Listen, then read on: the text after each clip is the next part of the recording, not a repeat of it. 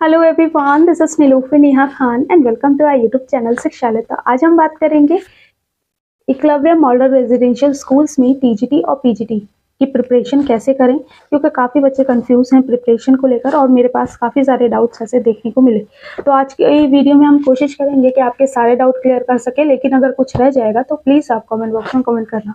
बाकी मैं आपका टीजीटी और पीजीटी दोनों का ही सिलेबस लेके बैठी हुई हूँ। सिलेबस के अकॉर्डिंग ही आपको चीज़ें सजेस्ट करूँगी। होप सो सारी चीज़ें आप लोगों के लिए यूजफुल रहें। पहली चीज़ मैं एक आपको क्लियर कर दूं कि जो जैसे कि आपको पता है कि ये एग्ज़ाम आप फर्स्ट टाइम ही देने वाले हैं, ठीक है। पहले भी हुए हैं लेकिन उस तरीके से चीज़ें प्रोसीड नहीं पाई।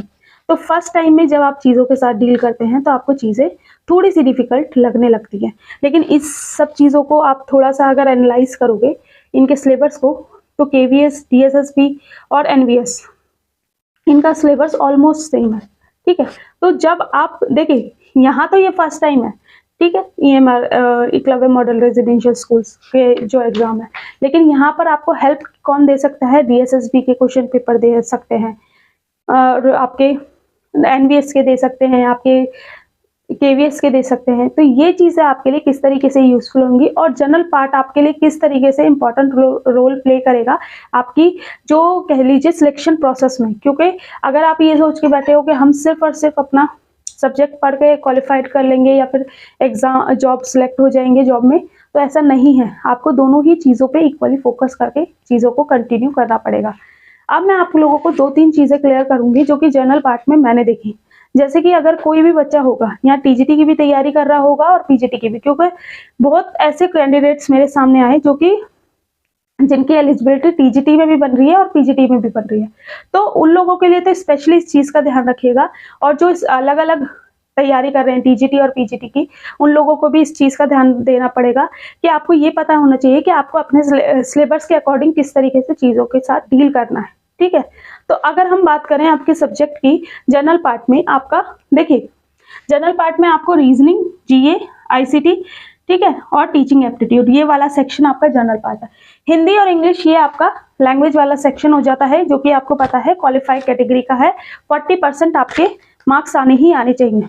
अब यहाँ भी एक चीज आपको देखने को मिली, जैसे कि अगर हम बात करें पीजीटी में, तो पीजीटी में ये पूछा जा रहा है आपका 20 मार्क्स का और टीजीटी में ये आपका 30 मार्क्स का पूछा जा रहा है। लेकिन यहाँ पर जनरल पार्ट में एक चीज और देखने को मिली, जैसे कि आपका पीजीटी और टीजीटी में दोनों में देखें तो टीजीटी में जो रीजनिंग, GA, ICT और टीचिंग एप्टीट्यूड है, ये चारों ही सेक्शन 10-10 मार्क्स के हैं, ठीक है। लेकिन अगर हम बात करें पीजीटी में, तो पीजीटी में यहाँ रीजनिंग आपका आ जाता है कितने मार्क्स का? 20 मार्क्स का। बाकी सारी चीजें सिमिलर हैं और यहाँ लैंग्वेज आपकी 20 मार्क्स की पूछी जाती है। तो इस चीज से आपको समझ आ जाता है कि कुछ चीजें डिफिकल्टी लेवल जो है आपका, वो डिपेंड करता है कि आप कौन से लेवल का एग्जाम दे रहे हो, ठीक है। और एक चीज और याद रखिए कि रीजनिंग आप किस तरीके से प्रिपेयर करेंगे, क्योंकि रीजनिंग ना सिर्फ आपको यहाँ बल्कि DSSB में भी उतना ही हेल्पफुल रहेगा। तो आपको रीजनिंग किस तरीके से प्रिपेयर करनी है, जितने भी DSSB के, चाहे TGT के हों, PGT के हों या PRT के हों, कोई भी क्वेश्चन पेपर हो, उन्हें सॉल्व कीजिए, ठीक है।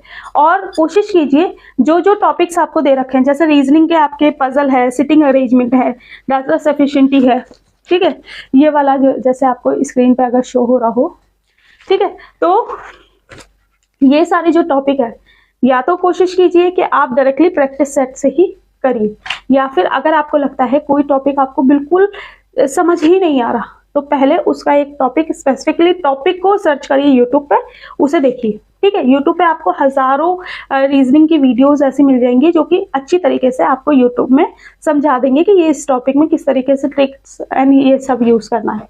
इसके बाद क्या करें, कोशिश कीजिएगा कि प्रैक्टिस सेट से ही करने की, ठीक है। प्रैक्टिस सेट मीन्स जो मैं बता रही हूँ, DSSB के प्रीवियस ईयर पेपर्स, NVS के प्रीवियस ईयर पेपर्स और KVS के प्रीवियस, ये रीजनिंग वाला सेक्शन पूरा नहीं, सिर्फ रीजनिंग वाला सेक्शन। इसके बाद अगर बात करें तो आपका जनरल अवेयरनेस, ठीक है। तो देखिए 10 मार्क्स की जनरल अवेयरनेस है। मैं सही मायनों में बताऊं तो SST ऐसा सब्जेक्ट है ना जो कि अपने आप में बहुत बड़ा है, ठीक है। और जनरल अवेयरनेस में आपको बहुत सारी चीजें देखने को मिलती है। यहाँ पर आप थोड़ा सा ध्यान दीजिएगा। एक तो पॉलिटी में जो आर्टिकल्स आपसे पूछे जाते हैं, इन सबको थोड़ा सा ध्यान में रखिएगा। करंट इवेंट को ध्यान में रखिएगा। दूसरा, जो टीचिंग फील्ड में आपके जो चेंजेस हो रहे हैं उन्हें ध्यान रखिएगा, ठीक है, उन पे थोड़ा फोकस करिएगा। और लास्ट 6 मंथ की करंट अफेयर्स देख लीजिएगा। इतना ज्यादा टाइम नहीं लगता, बस ये याद रखिए, अगर जनरल अवेयरनेस में से आप नाना करते हुए भी 5 या 6 नंबर ले आते हो तो बहुत अच्छा स्कोर हो जाएगा। क्यों, इसलिए बता रही हूँ क्योंकि नेगेटिव मार्किंग भी है। जनरल अवेयरनेस में अगर फंसोगे ना तो आपको सारे सब्जेक्ट आपके पीछे छूट जाएंगे, ये इतना बड़ा सब्जेक्ट है, ठीक है। तो कोशिश कीजिए जो जो चीजें मैं जैसे पॉलिटी के आर्टिकल्स देख लिए और हिस्ट्री में 1857 का रिवॉल्ट देख लेना, ठीक है, उससे बहुत क्वेश्चंस पूछे जाते हैं जीके में। और आपका 1-2 टॉपिक्स जैसे वायसराय से पूछे जाते हैं, कौन सी पॉलिसी किस टाइम पे आई, इस तरीके से क्वेश्चन पूछे जाते हैं। तो कुछ स्पेसिफिकली टॉपिक्स होते हैं जो कि बार बार जीके वाले सेक्शन में रिपीट होते हैं, तो आप उन्हें देख सकते हैं, ठीक है। वो एक लिस्ट में तैयार करूंगी, आप उसे देख लीजिएगा, टेलीग्राम पे डाल दूंगी, ठीक है। इसके बाद अगर बात करें नॉलेज ऑफ आईसीटी, ठीक है, अब यहाँ पर एक नया सब्जेक्ट एक तरीके से आपको देखने को मिल रहा है जिसमें कि फंडामेंटल ऑफ कंप्यूटर सिस्टम, ठीक है, basic of operating system, MS office, keyword, shortcuts, keys, ठीक है। तो इसमें आप क्या याद रखिएगा, थोड़ा थोड़ा जैसे शॉर्टकट कीज, एमएस ऑफिस, इन सब चीजों को देख लीजिएगा। और computer important terms and observation वो होती है ना आपकी शॉर्टकट कीज, उन्हें जरूर देखिएगा, ठीक है। बाकी आप लोगों से मैं रिक्वेस्ट कर रही हूँ कि कोशिश कीजिएगा कि आपका जो सिलेबस है वो आपके रटा होना चाहिए, चाहे आप हिंदी का कर रहे हो या इंग्लिश का कर रहे हो या फिर आपके सब्जेक्ट का है। सिलेबस हमेशा आपके नोटिस बोर्ड पे लगा हुआ होना चाहिए, उसके बाद ही कोई चीज सोचिएगा अपने बारे में, ठीक है।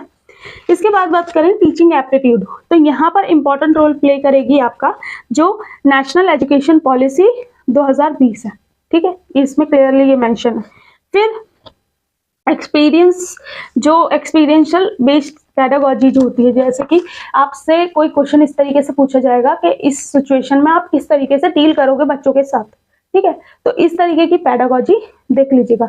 अब वो यहाँ पर वो वाली जो पेडागोजी होती है ना एक्सपीरियंस बेस्ड, वहां पर जो असेसिंग रीजनिंग वाली पेडागोजी होती है ना, जब आपसे कंक्लूजन निकाला जाता है, ठीक है, तो वो वाली आप थोड़ा सा देखिएगा, क्योंकि ये सारी चीजें ना वहां एग्जाम हॉल में ही आपको चीजें ठीक से समझ आती हैं, ठीक है।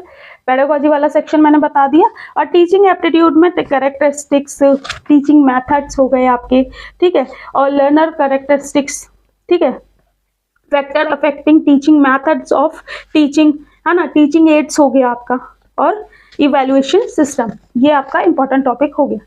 अब इन सबको किस तरीके से करेंगे, देखिए मैंने टॉपिक आपके बता दिए। मैंने जैसे आपको बताया कि अगर आप बुक खरीदने बैठोगे तो आपको मार्केट में हजारों बुक्स मिल जाएंगी, ठीक है, लेकिन किसी एक बुक के थ्रू आप पूरी प्रिपरेशन नहीं कर सकते। इससे ज्यादा बेटर ऑप्शन आपके लिए है, एक एक टॉपिक उठाओ, है, यूट्यूब पे सर्च करो उसका, और यूट्यूब पे सर्च करके उसे पढ़ना शुरू करो, उसे करना। और मेन बात है, आप जनरल पार्ट में जितना प्रैक्टिस करोगे उतना आपके लिए यूजफुल रहेगा। ये याद रखिएगा, 0.25 की नेगेटिव मार्किंग है आपकी, तो यहाँ पर आप तुक्के नहीं लगा सकते, ठीक है, तुक्के नहीं लगा सकते, तो आपको अपनी तैयारी को बेहतर से ज्यादा ही रखना पड़ेगा, ठीक है।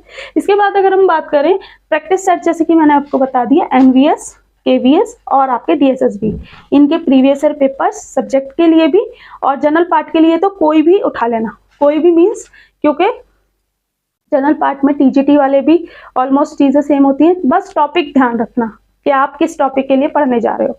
थोड़ा सा स्मार्ट वर्क करते हुए चीजों को एनालाइज करोगे और समझने की कोशिश करोगे तो इंशाल्लाह आप लोगों के लिए, और ये ऐसा टाइम है ना जिसमें ना सिर्फ आप अपने एकलव्य मॉडल रेजिडेंशियल स्कूल्स के लिए रेडी होंगे, बल्कि आपको और भी वैकेंसी जैसे डीएसएसबी हो गया और भी आगे आपको वैकेंसीज देखने को मिलेंगी, तो वहां पर भी ये आपके लिए यूजफुल हो जाएंगे। होप सो मैं सारी चीजें आपकी क्लियर कर पा रही हूँ, लेकिन अगर इनमें से कोई भी डाउट आपका रह गया हो तो कमेंट बॉक्स में कमेंट करना। हिंदी इंग्लिश के लिए मैं आप लोगों से कहूंगी कि जो एक सामान्य हिंदी की किताब आती है ना, उसे परचेज कर लेना, किसी भी उसकी, किसी भी मतलब किसी भी पब्लिकेशन की सामान्य हिंदी वाली, ठीक है। इंग्लिश के लिए आप जो इंग्लिश के लिए मैं आप लोगों को सजेस्ट करूंगी, इंग्लिश के लिए या फिर आप टॉपिक देखिए, यूट्यूब पे सर्च कीजिए, ये सबसे बेस्ट ऑप्शन है, ठीक है। और अपने हाथों से नोट्स बनाइए, जितना आप मेहनत कर सकते हैं उतना ही आप कह लीजिए निखरते चले जाएंगे चीज़ों से, ठीक है। और होप सो सारी चीज़ें मैं आप लोगों को क्लियर कर पाई हूँ, लेकिन अगर कुछ रह गया होगा, कुछ छूटा हो तो कमेंट बॉक्स में कमेंट करना। बाकी मिलते हैं आपसे किसी नेक्स्ट वीडियो में।